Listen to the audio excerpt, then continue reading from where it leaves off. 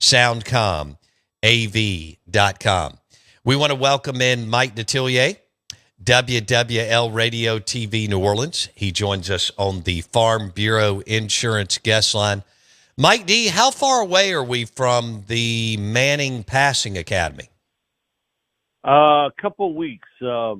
We about 2 weeks from the Louisiana line camp, and then there's a week in between, and then Manning Passing Academy. Okay. So who out of all the Mannings, which is Peyton the lead dog, or is, I mean, I know Archie's the godfather and the grandfather and all that. Or who does the most, like, coaching and leading the way? Peyton, Eli, someone else? How does that work, Mike D? Peyton and Eli, they hands-on with everything. I'll be honest with you. Both of them at the same level to go from station to station. You got, a couple thousand kids, so they don't just stay at one spot. They go from one station to another station to work with a group of kids.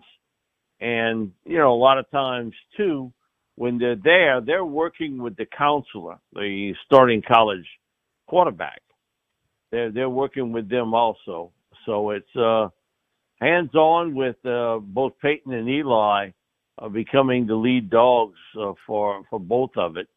Peyton probably a little bit more vocal with everything and doing a lot of things sort of behind the scenes when there's nothing happening maybe on the field, but, him taking over a lot of film work and a lot of talking to the counselors, sort of one-on-one. Can you imagine being 11 or 12 years old and you're sitting there in a drill and you've got a college quarterback like Nussmeier or Jackson Dart or somebody like that, Quinn Ewers, and then you've also got Peyton or Eli happen to be in that area and in that drill? I mean, how amazing would that, how cool is that, Mike D., or however old these guys are? That's pretty cool. That's pretty cool to see. And then last year, we got to see it. And, from time to time, there are other people there. But, last year, Bill Belichick walking around station to station, talking to the college quarterback and also helping with, the 14, 15-year-old young man that's there. That to me is really stunning to watch. That, and the kids, they're there just for fun. But, there has to be some moment of intimidation, too, to be around there. Yeah. To see that happen. But I think for me, watching is to see the college starting quarterback.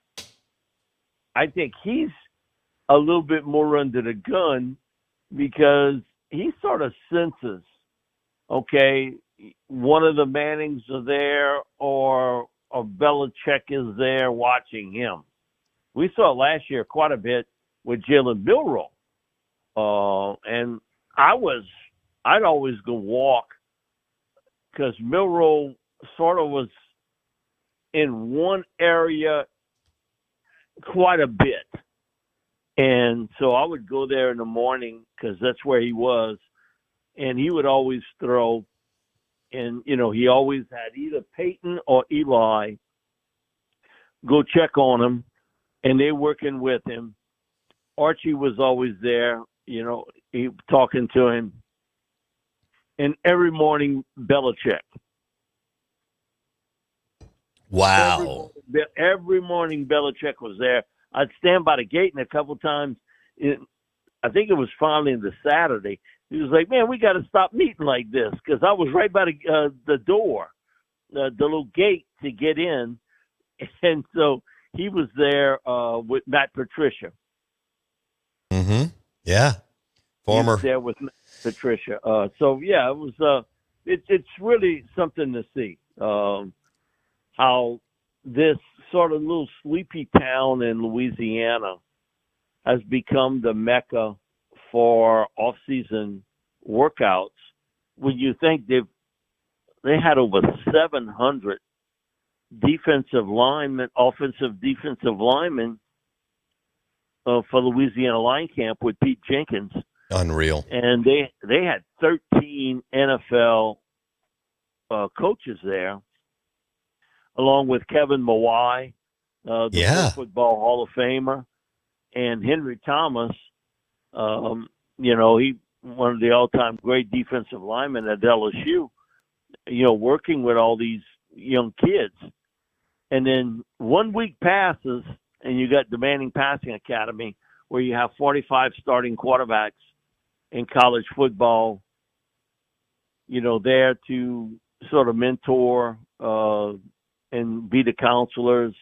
And last year was unusual because that was Bill Belichick. Crazy. Yeah. At that time, unemployed yeah. Before North Carolina. Damn, Mike, yeah. I bet that's crazy. Did you get to visit with Belichick? Yeah, just sort of hang out and just watch him throw. And like I said, I would go watch Milroe every morning because he threw in a certain spot every morning. His group was in a certain spot, so I went watch him throw the ball. And it was interesting to watch him swing it. He was because again, there's no pass rush and everything else, and the kids are sort of in awe because for them they'll know a college quarterback every bit as well as they would a pro quarterback. Good point. Very much so. And then you had little Arch there. I remember when he was kind of just hanging around. He would go shag balls, for one of the counselors, and then he became a counselor as a high school player, and then last year he became a full-time counselor.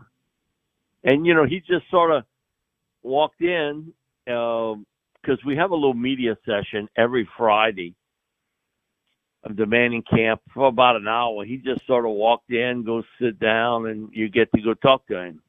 And he was laughing, for me, because he's heard me tell the story that growing up, Arch, he was an idol of mine, and watching him play at Ole Miss and everything else. And Archie tells me, stop saying that. You're getting too old to do that.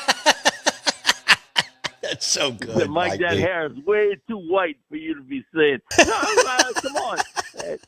And and so little Arch, he sort of picked all that up. He's because Arch got a good sense of humor to him. He really does. And he's used to the media barrage that he gets. And last year we kind of in a row because that's how I hit it was Arch. And then Carson Beck was there, right alongside of him. He was at Georgia at that time, now at Miami. And then Garrett Nussmeier. They were almost like 1, 2, 3 together. And I caught the three at one time. I had to wait because I wanted to talk to Will Howard, the quarterback from Ohio State. And so I had my cameraman wait. We talked to Will Howard. I caught Will Howard and Gabriel Dillon from Oregon. They were together. They were at the same corner together. Whoa. All right, so for our listeners, Austin Simmons from Ole Miss, Blake Shapen from Mississippi State will be there. There have been many others, Dart, and over the years. I remember having Mike D on, 2013, 2014, and Mike D sat down with a young Dak Prescott before he became a star in 2014, leading Mississippi State to number 1. But Mike knew about him because he's up from Halton in the Shreveport area, and Mike knew that Mullen got him early and committed him as a quarterback, and Les came in late but wanted him as a tight end. But the rest is history, and Mike sat down with him, and you interviewed him, I think, going into the year he he drove MSU to number one. Isn't that right, Mike? Yeah. He actually came 3 years in a row. Okay. And so I caught him each year. He was always funny. And, he was like, man, you were coming like a maitre d' over here. I see you all the time. So, but first time I saw him, Archie introduced me to him because I'm on the golf cart with Archie. And Archie was like, you've met Dak. And I said, really? I just sort of a hello, that's about it. And so we drove up, just started talking, and, he sort of told a little story about everything, but he was built like a fullback. Mm-hmm. And the next year he shows up. I mean, he's lean and mean. I mean, he had lost a lot of weight, and he looked different. So when we got him in the Colonel Club to interview, we started talking about, how he had lost some weight and trained a little bit different. And he still was built, but, he wasn't built like, he was going to run the ball. He was built he looked more like the quarterback. So, yeah, he was funny, and he was great with everything. And just a super personable guy, never turned down the interview, would stay late. If somebody caught him right at the end, he would never, say, I can't do it. He was really good. The other guy that did that too, and I'll give him full credit, Sam Darnold. Nice. Sam Darnold was there. I caught Sam right at the end, and they sort of blew the whistle. You got to stop your interviews, and he was like, "Keep going." He said, "I'll do it with you until, they force me out." Wow. And he was like, "Man, these are the nicest people in the world here." And I'm like, "What?" He was like, "Man, I love to come down here. Nicest people in the world. The food's great." He said, "I'm gonna put on about 8 or 10 pounds coming here," but it was hot that year. Man, humidity was bad. I bet it was. And he was like, "Man, I'd have to get used to this, the humidity part of things." But you could tell he was he really enjoyed his time there. The Andrew Luck was the other guy. Oh, Andrew Luck comes there, and he's like another Manning, because he had so many connections to the Manning Passing Academy and to the Mannings. His dad played on the same Houston Oilers football team as Archie, and they all knew one another extremely well.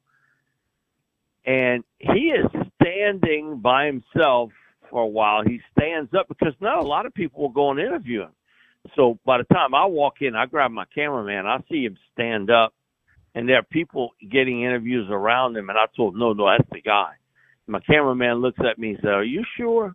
I'm like, "Yeah, I'm sure." He said, "Man, I ain't never heard of Andrew Luck." I said, "You will." So we went interview Andrew Luck, and the other guy that happened the exact same way, and Carter tells me that even today, he stood up and sat down for about a half an hour and never got interviewed. Patrick Mahomes. Oh, my goodness. Patrick Mahomes.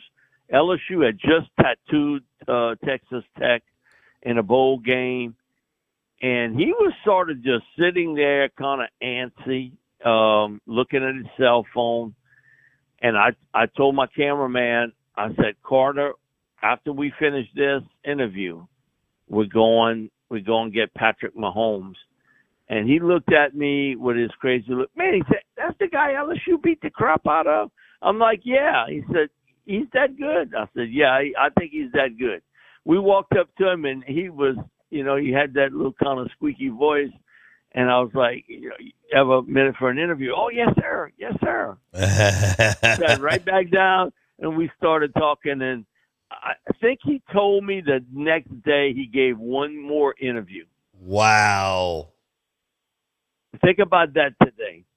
Think about that today. He, the Joe Burrow one was distinctive.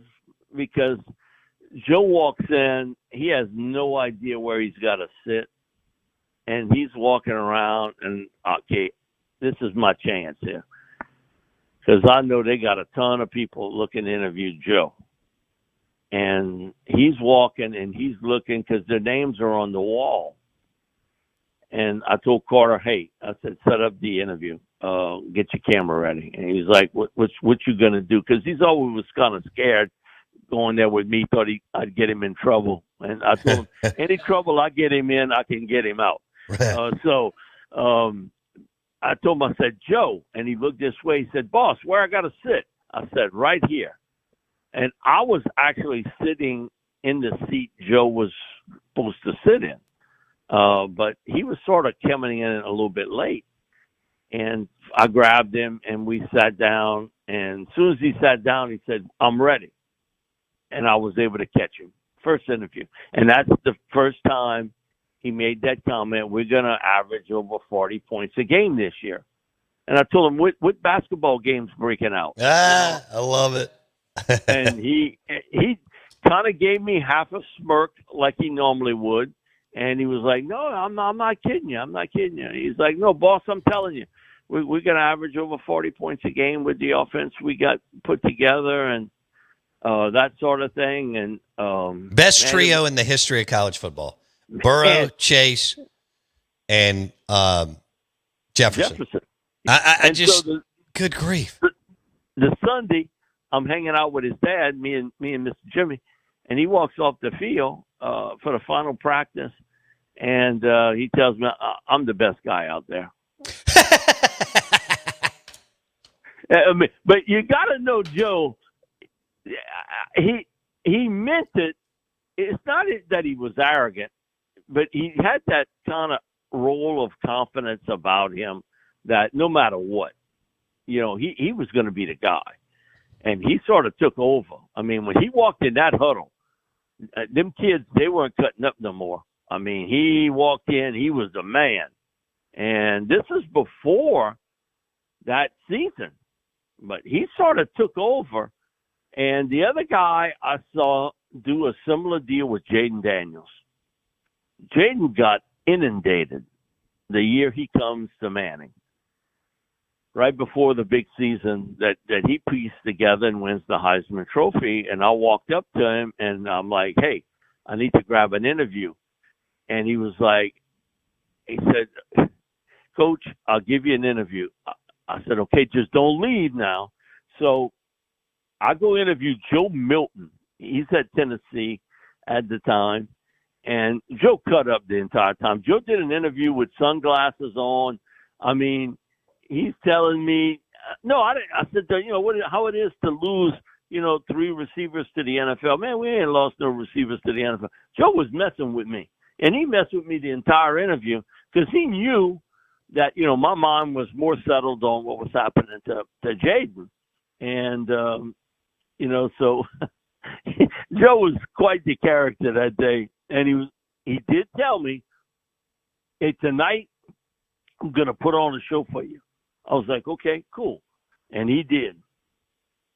He threw a ball flat-footed 80 yards. Damn. We sitting in the corner of the end zone doing a remote for WWL. He knew exactly where I was. And he launched one flat-footed.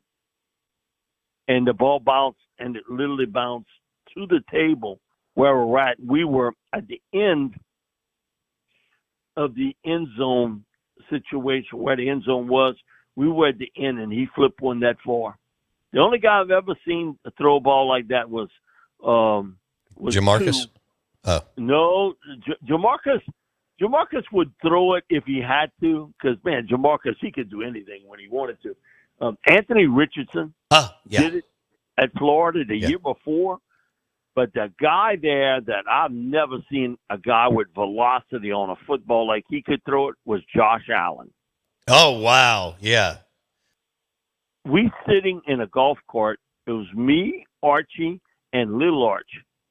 I brought my cameraman, and I told him, just be careful. And sure enough, Josh Allen comes up to throw. And Archie's like, tell your cameraman, be careful. Because they had just had a little tropical storm pass, and he's throwing against the wind. And he has this bright, kind of orange-black shirt of Wyoming. And he launched one toward the sidelines. Now, we parked like 5 yards off the sideline marker. And he launched one. It was 75, 80 Wow. yards. Mike, we'll continue on next week. We appreciate you. Great stories. You, take care. Mike Detillier, WWL Radio TV New Orleans on Manning Passing Academy Stories. Powered by your next video wall, which needs to be done by Sound and Communications.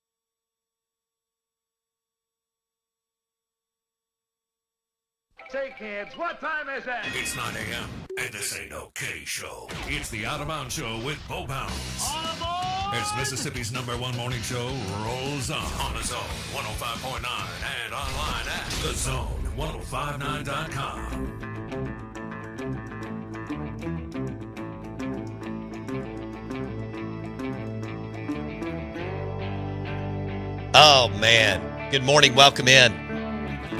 We are the Out of Bounds Show, 105.9 The Zone, ESPN. Woo! We are brought to you by our friends at Cover Source Solutions. Do you need AC, HVAC, and plumbing? Help, repair, new, work on existing? Cover Source Solutions. They're local in Brandon and Ridgeland. They're your HVAC go-to. Cover Source Solutions in Brandon and Ridgeland for air conditioning, HVAC, plumbing. Air conditioning is important. I like being cool when I'm in my house or studio. So, Cover Source Solutions. Boom. Locally owned, Mississippi grown, family-owned business rooted in central Mississippi with offices in Brandon and Ridgeland. Proud to serve their neighbors with fast, honest HVAC and plumbing service. Cover Source Solutions, from homes to office buildings. Cover Source Solutions. Doesn't Mike Detillier tell the best stories? Incredible.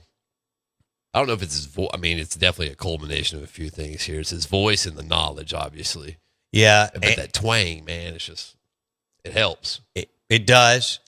When your last name's Detillier. Yeah, I mean. And you're from the Bayou. Right. And you're awesome. Actually, let me pull up some Mike D. We'll have some fun with it. He's just so good. Big, tall drink of water, quarterback can really hum it downfield. Mike Detillier, WWL Radio TV New Orleans. The guy's awesome. It ain't bragging if you can back it up. I know it. It really is awesome. Let's see if, He's the big woof in the dog. Oh. How old is Detillier, you think? Mike D? Yeah. Mid-60s? Yeah. Still moving and grooving. Man, that guy is not slowing down. I don't know how many shows he does a year. Oh, my gosh. So he does Afternoon Drive on WWL with A-Bear. He does Saints pregame and postgame. Yes. I know I've seen him pregame several times walking in the dome, because one time he took a picture with Wilkes. They set up right outside on the Poydras side. Yeah. And then let's see. He does LSU. Yeah, I mean, we're talking, how many, let's start here. How many a week? I mean, he's got to be hitting 20. And then he does interviews like ours. The man never sleeps. Oh, I didn't even think about like hits like ours. I wouldn't even include in that. And people ask him to be on NFL shows all around the country. He was part of the Titans doing something for years, but I can't remember exactly what that was. But yeah, the guys interviewed Patrick Mahomes, Bill Parcells, Bill Belichick, Peyton Manning. Oh my gosh. All the greats, all the names that have been through either Super Bowls, national championships, Manning Passing Academy, and so on. Chat GPT. Talk to me. Oh, it's just incredible. Ask it just simple. How many shows is Mike Detillier a part of during the year? And it knows Mike. Okay. All right. Like you said, he's with A-Bear. Obviously, Monday to Thursday, 4 to 6. Which he's a saint, no pun intended, to do a show with A-Bear. Yeah. Second Guess is another show he's on. It's post-game after the New Orleans Saints game, okay. Obviously. Providing real-time analysis and fan interaction. Yeah. Sports on the Bayou. Live every Thursday, 4 p.m. to 7 p.m. Okay, that may be a TV show. Yeah. I think that's TV. And it's over there in the Treasure Chest Casino out there in Kenner. Okay. LSU Sports Zone podcast. Because they're at the Silver Slipper every Monday. That's right. In Mississippi. Right. Okay. He Go also ahead. does the Saints News Network. I mean, he's big in the contributions for that and NFL draft coverage. Sure. Heat. I mean, The guy's a machine in his mid-60s. The estimate, approximately 300 to 350 shows a year. That sounds right. Sounds about right. Yeah. That was a pretty good estimate. Yeah, and can you imagine what his game day is on New Orleans Saints game day? So A schedule? Wilkes and I've run into him going into a Saints game. They start at like Oh, they're up. 9 a.m. in the morning. Yeah, absolutely. And because now the thing to do is to create content. Some of it's good, some of it's not. Right. But these like Alabama Crimson Tide football pregame is like 19 hours. Yeah. So Detillier and them are set up, I don't know, about 8 or 9. They fire off on WWL on a noon. Saints usually play at noon, but when Breeze was there, they had 3:15 Sunday Night Football on Monday because they were winning with Breeze and Peyton. But for most of our lives, the Saints have played in the first early morning window. We call it the Tito's Vodka Bloody Mary window of noon. Wilkes